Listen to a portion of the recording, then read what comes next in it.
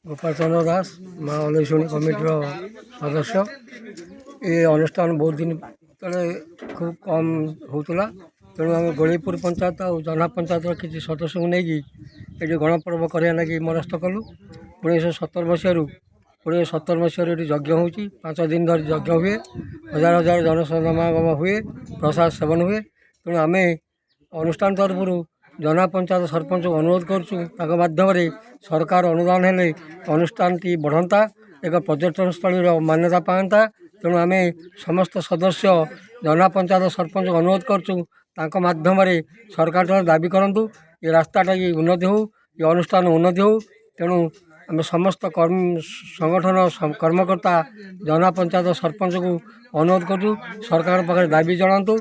ସେ ମଧ୍ୟ କିଛି ଅନୁଦାନ ଦେଇଛନ୍ତି 3 ଲକ୍ଷ ଟଙ୍କା ଅନୁଷ୍ଠାନ ଘର କରିବା ଲାଗି।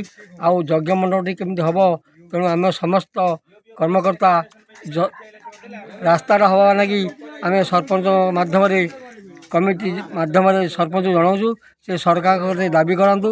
ଆମର ସୋତି NH ଠୁ ଅଲେଇଶୁଣୀ ଦେଇ ନର୍ପଦା ରାସ୍ତାଟି କେମିତି ବଡ଼ ହେବ, ରାସ୍ତା ହେବ, ଅନୁଷ୍ଠାନଟା ଟିକେ ଉନ୍ନତି ହେବ।